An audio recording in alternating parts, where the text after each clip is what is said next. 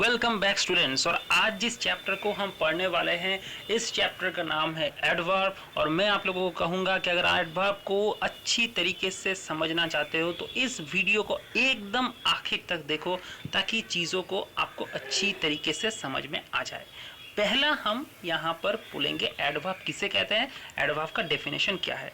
तो एडवर्ब का डेफिनेशन होता है जो वर्ड किसी वर्ब, किसी एडजेक्टिव या दूसरे किसी एडवर्ब को क्वालिफाई करता है, उसके बारे में कुछ बताता है, उसे ही हम एडवर्ब कहते हैं। फिर से एक बार बोल रहे हैं, जो वर्ड किसी वर्ब, किसी एडजेक्टिव या दूसरे किसी एडवर्ब के बारे में बताता है उसे ही हम एडवर्ब कहते हैं। अब हम एग्जाम्पल के माध्यम से इस चीज़ को जानने की कोशिश करेंगे। देखो इस पहले सेंटेंस को बहुत अच्छी तरीके से देखो। यहाँ पर क्या लिखा हुआ है, रामा रन्स क्विकली, यानी कि राम बहुत तेज दौड़ता है। ठीक है, यहाँ पर वर्ब क्या है, रन्स। अब इस वर्ब के बारे में कौन सा वर्ड बता रहा है, बताओ। वर्ब के बारे में ये वर्ड बता रहा है क्विकली। तो ये क्विकली जो वर्ड इस वर्ब के बारे में बता रहा है, रन के बारे में बता रहा है, ताकि ये वर्ड एक वर्ब के बारे में कुछ बता रहा है तो ये क्विकली एडवर्ब है। ठीक है, क्लियर। अब हम एक चीज बता देते हैं, बच्चे पूछेंगे सर एडजेक्टिव और एडवर्ब में क्या अंतर है। एडजेक्टिव और एडवर्ब में यह अंतर है कि एडजेक्टिव नाउन के बारे में कुछ बताता है और एडवर्ब किसी वर्ब, किसी एडजेक्टिव या दूसरे किसी एडवर्ब के बारे में बताता है। ठीक है, क्लियर हो गया इतना। अब आते हैं दूसरे सेंटेंस के ऊपर। दूसरे सेंटेंस में लिखा हुआ है this is a very sweet mango, ये बहुत मीठा मैंगो है। अब बहुत ध्यान से देखो, ये है मैंगो, ये एक नाउन है। इसी नाउन को विशेषता, इसी नाउन का विशेषता बताने वाला वर्ड कौन सा है, स्वीट है। तो जो नाउन की विशेषता बता रहा है स्वीट, वो क्या है, वो एक एडजेक्टिव है, क्योंकि ये नाउन के बारे में बोला है। हम जानते हैं कि the word which describes the noun is called an adjective. जो नाउन के बारे में कुछ बताता है उसे एडजेक्टिव बोलते हैं। लेकिन इस स्वीट के बारे में भी कोई वर्ड कुछ बता रहा है कि ये मीठा मैंगो है। कितना मीठा है, बहुत ज़्यादा मीठा, वेरी। इसका मतलब वेरी जो वर्ड है इस स्वीट एडजेक्टिव के बारे में कुछ बता रहा है। तो जो वर्ड एडजेक्टिव के बारे में कुछ बताता है उस वर्ड को हम क्या कहेंगे, एडवर्ब कहेंगे। ठीक है, तो यहाँ पर वेरी एक एडवर्ब है, समझ में आया। तो मतलब रन्स यहाँ पर वर्ब था, उसी वर्ड के बारे में क्विकली ने बताया तो क्विकली एक एडवर्ब हुआ। यहाँ पर स्वीट एक एडजेक्टिव था, उसके बारे में वेरी वर्ड ने कुछ बताया, इसलिए वेरी वर्ड एडवर्ब हुआ। और आखिर का सेंटेंस देखो, मैं आपको एक चीज़ बता देता हूँ, जो वर्ड किसी वर्ब, किसी एडजेक्टिव, जो पहले दो सेंटेंस में देख चुके हैं, एक बार वर्ब को बता रहा है, एक बार एडजेक्टिव को बता रहा है, और लास्ट हम बताए हैं दूसरे किसी एडवर्ब के बारे में बताता है। जैसे इस सेंटेंस को पढ़ो, Govind reads quite clearly, Govind बहुत साफ साफ पढ़ता है। अब हम आपको एक चीज़ बताना चाहते हैं, यहाँ पर ये जो क्लियरली है ये एक एडवर्ब है। अब इसे एडवर्ब हम कैसे जान गए कि ये एक एडवर्ब है। हम आपको एक चीज़ बता दें कि अगर लास्ट में एल वाई एडजेक्टिव के साथ एल वाई लगाकर उसे एडवर्ब किया जाता है। जैसे केयरफुल, ये एक एडजेक्टिव है, लेकिन केयरफुल के साथ एल वाई लगाकर उसे केयरफुली एडवर्ब किया जाता है। तो एल वाई जिसमें लगा हुआ है वो 90% एडवर्ब ही होगा। तो क्लियरली एक एडवर्ब है। अब तो गोविंद पढ़ता है, लेकिन पढ़ता है इस वर्ड के बारे में कौन सा वर्ड बता रहा है, क्वाइट बता रहा है, मतलब बहुत साफ पढ़ता है। तो गोविंद रीड्स क्वाइट क्लियरली, तो वो लगभग साफ साफ पढ़ लेता है। तो ये जो वर्ड है ये इस क्लियरली वर्ड को, मतलब इस एडवर्ब के बारे में बता रहा है। तो जो वर्ड किसी वर्ब के बारे में, किसी एडजेक्टिव के बारे में या किसी एडवर्ब के बारे में बताता है उसी वर्ड को हम एडवर्ब बोलेंगे। क्लियर, इतना तक क्लियर है। अब हम जाएंगे एडवर्ब के कैटेगरीज में, एडवर्ब के क्लासिफिकेशन, मतलब कितने टाइप के एडवर्ब होते हैं इस बारे में। बच्चों एडवर्ब 7 टाइप्स के होते हैं। आज हम 1 बाय 1 इस एडवर्ब के बारे में जानेंगे। पहला एडवर्ब है एडवर्ब ऑफ टाइम, यानी कि समय का एडवर्ब। जो एडवर्ब समय के बारे में बताता है, यानी कि जो हमें बताता है व्हेन, कब। ठीक है, जैसे हम देखो यहाँ पर I have heard this before, इसको मैंने पहले सुना है। अब एक चीज़ देख लो, यहाँ पर हर्ड सुनना है, और सुनने को कौन सा वर्ड बता रहा है उसके बारे में, बिफोर वर्ड बता रहा है। बिफोर मतलब पहले सुना है, कब सुना है, पहले सुना है। लेकिन हर्ड को जब हम सवाल पूछते हैं कब तुम सुने हो, कब, तब आंसर क्या आता है, बिफोर, मतलब पहले। यानी कि ये कब जब पूछ रहे, ये किसी टाइम के बारे में बता रहा है, तो बिफोर ये एक टाइम है, एक समय है, इसके वजह से ये एक एडवर्ब है।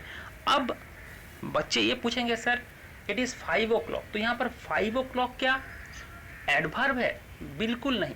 5 o'clock यहाँ पर एक नाउन है, समय को बता रहा है, या समय को बता रहा है। यहाँ पर एक चीज अच्छी तरीके से जानना कि समय डायरेक्टली टाइम को बोल देना वो तो नाउन हो गया कि ये 12:30 है, लेकिन जो टाइम के बारे में बताते हैं लेकिन एग्जैक्ट टाइम नहीं बताता। जैसे यहाँ पर बोलते हैं पहले, कब तुमने ये सुना था, पहले सुना था, ये पहले मतलब बहुत आगे, पास्ट की बात कर रहा है, ये भी एक समय की बात कर रहा है, लेकिन कौन सा समय है, कितना समय है, डायरेक्टली उस टाइम को नहीं बता रहा है। तो जिसमें डायरेक्टली टाइम को नहीं बताया जाएगा लेकिन फिर भी टाइम के बारे में बताया जाएगा, दैट इज एडवर्ब। लेकिन फिर भी एडवर्ब तो ये हो गया, लेकिन एडवर्ब होने का शर्त याद करना, किसी वर्ब को, किसी एडजेक्टिव को या दूसरे किसी एडवर्ब को आपके बारे में आपको बोलना होगा। ठीक है, क्लियर? तो आप ज्यादा कंफ्यूज नहीं हो। आप ये पूछोगे, जब मैंने हार्ड को सवाल पूछा व्हेन से, हमें क्या जवाब मिला, बिफोर। तो ये जो व्हेन से सवाल के बीच हमने जो आंसर मिला दैट इज एडवर्ब, क्योंकि ये वर्ब के बारे में कह रहा है, ये हार्ड के बारे में कह रहा है कि मैंने पहले सुना है, तो वर्ब के बारे में जो कुछ कहता है वही तो एडवर्ब है। हम चलते हैं दूसरे सेंटेंस की ओर। यहाँ पर बोल रहे हैं that day he arrived late, उस दिन वो देर में पहुंचा। अराइव्ड कब पहुंचा, अराइव्ड हम पूछ रहे, अराइव्ड कब पहुंचा, देर में, लेट में। सो लेट इज यहाँ पर एडवर्ब, क्योंकि ये इस वर्ब के बारे में बताता है। तो एडवर्ब ऑफ टाइम समझ में आ गया, जो टाइम के बारे में बताता है, समय के बारे में बताता है। जो एडवर्ब समय के बारे में बोलता है, जैसे यहाँ पर बिफोर, लेट, ये समय के बारे में बोलता है, that is called adverb of time. इसके बाद आते हैं हम दूसरे एडवर्ब को, adverb of frequency. Adverb of frequency क्या होता है? एडवर्ब ऑफ फ्रीक्वेंसी मतलब कोई काम कितनी बार होता है, और कोई काम कितनी बार, ये चीज हमें बताता है कि वो घटना कितनी बार घट रहा है, that is called adverb of frequency. जैसे मैंने यहाँ पर हम दिस सेंटेंस को अगर पढ़े तो यहाँ पर क्या लिखा हुआ है, I have told you twice, I have told you twice, मैंने तुमको 2 बार बोला। तो ये मैंने तुमको 2 बार बोला, मतलब कितनी बार बोला, 2 बार बोला। तो बोलना ये कितनी बार, 2 बार। तो कितनी बार, हाउ ऑफन मतलब कितनी बार। तो जो एडवर्ब ये शो करता है कि कितनी बार कोई काम हुआ है, उसी एडवर्ब को हम बोलते हैं एडवर्ब ऑफ फ्रीक्वेंसी। जैसे यहाँ पर देखो, I have not seen him once, मैंने उसको एक बार भी नहीं देखा। तो ये देखना, ये वर्ब को बता रहा है, वर्ब के बारे में, कौन सा वर्ब वर्ब के बारे में बता रहा है, वंस वर्ब के बारे में बता रहा है, और वंस कितनी बार, ये वर्ब के बारे में बता रहा है। तो इसीलिए यह है एडवर्ब ऑफ फ्रीक्वेंसी। इतना तक क्लियर हो गया। चलते हैं अगले एडवर्ब की ओर।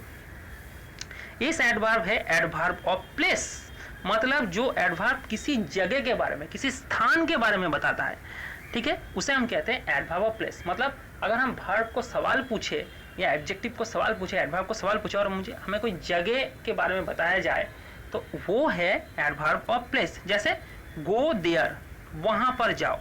तो गो कहां पर, देयर वहां पर। तो जब कहां पर की जवाब मिलता है तब हमें उसको हम बोलते हैं एडवर्ब ऑफ प्लेस। यहाँ पर भी वही उसी तरीके से जब हमने एडवर्ब ऑफ टाइम किया था तब मैंने बोला था, यहाँ पर भी बोल रहा हूँ, अगर यहाँ पर कोई ऐसा वर्ड आ जाता है कि गो टू पटना, तो क्या पटना एडवर्ब होगा? बिल्कुल पटना एडवर्ब नहीं। आप सभी जानते हैं पटना एक नाउन है और ये एक प्रॉपर नाउन है। डायरेक्ट जगह का नाम नहीं बोलेगा लेकिन जगह के बारे में बताएगा, दैट इज एडवर्ब। यहाँ पर गो टू पटना ही तो जगह का नाम बोल दिया, पर डायरेक्टली नाम नहीं बताया जा रहा। गो देयर उस प्लेस के बारे में बता रहा है कि वहां पर। अब वो जगह का नाम जब बोल दोगे तुम तो वो नाउन हो जाएगा, लेकिन अब तक हम बोल रहे हैं कि वहां पर, ठीक है।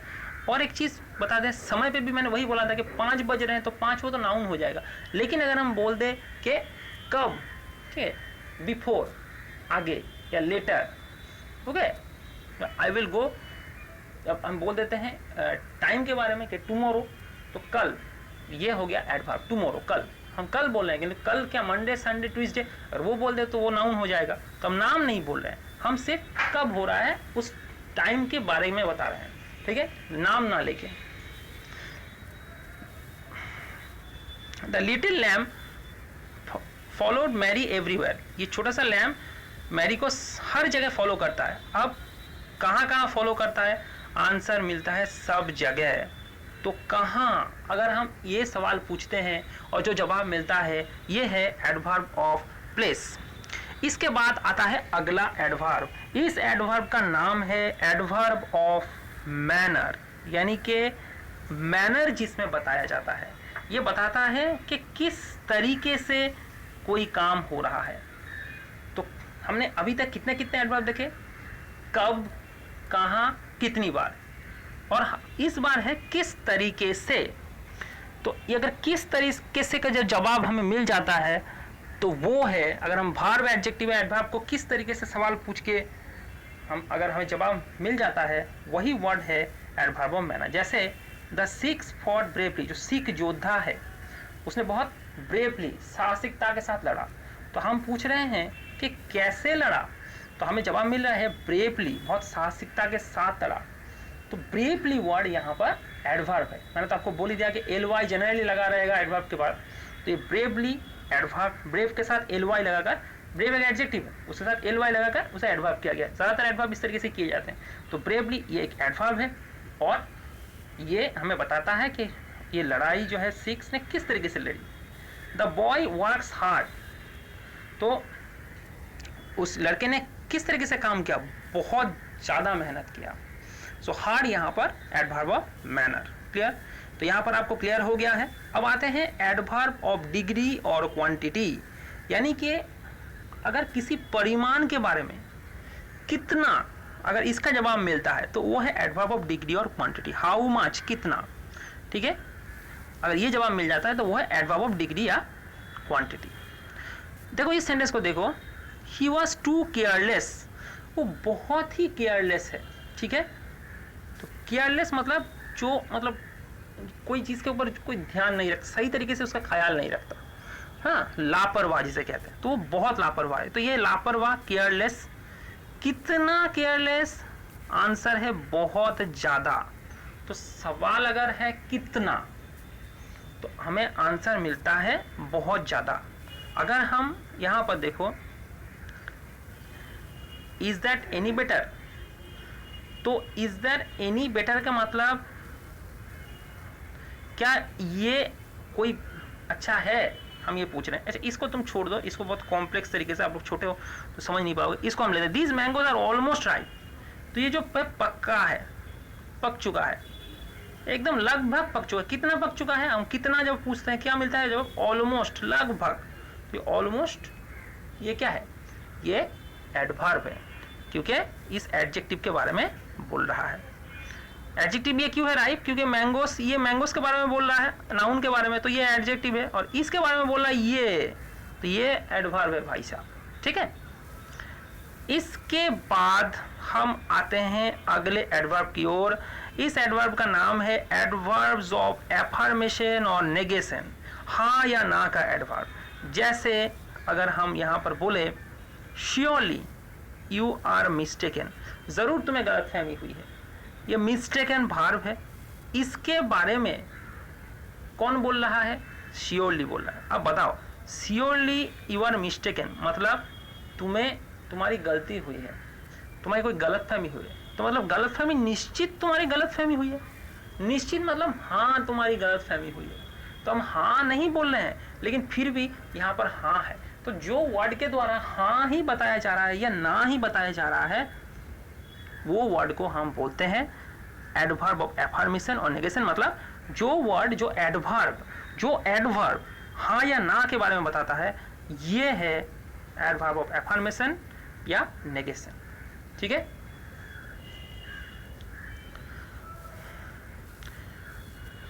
इसके बाद आते हैं एडवर्ब ऑफ रीजन, कारण का एडवर्ब, कारण बताता है। जैसे he is hence unable to refute the charge, तो कारण यहाँ पर unable to refute, hence unable to refute the charge। यहाँ पर देखो unable असमर्थ ये एडजेक्टिव है, और ये hence जो वर्ड है ये बता रहा है कि अब से वो unable है उस चार्ज को रिफ्यूट करने में। अब हम इसके इस सेंटेंस पे आए, ही देयरफॉर लेफ्ट स्कूल, उसने इसलिए स्कूल को छोड़ दिया।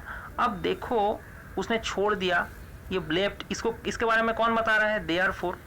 अब देयरफॉर क्या बता रहा है कि उसने इस वजह से छोड़ दिया, तो इसका कारण बता रहा है लेफ्ट, उसने क्यों छोड़ा, इस वजह से छोड़ा, तो इसका कारण ये बता रहा है। अब बताएं कि क्या कहाँ कारण मिला सर, यहाँ पर कोई कारण ही नहीं मिला, देयरफॉर लिख दिया सिर्फ। अरे बाबा यही तो मैं बोल रहा हूँ, प्लेस के बारे में बोलेगा लेकिन प्लेस का नाम नहीं लेगा, ठीक है। टाइम के बारे में बोलेगा लेकिन टाइम का नाम नहीं लेगा। उसी तरीके से कारण के बारे में बोलेगा लेकिन कारण क्या है वो नहीं बोलेगा। यही तो एडवर्ब है, यही आपको समझना होगा, ठीक है। तो 7 टाइप के टोटल एडवर्ब होते हैं जो हमने यहाँ पर किए। मैं आशा करता हूँ कि आप लोगों को ये वीडियो समझ में आएगा, और अगर आपका कोई क्वेश्चन है तो इस कमेंट बॉक्स पे ज़रूर क्वेश्चन को पूछना। तब तक के लिए इतना ही।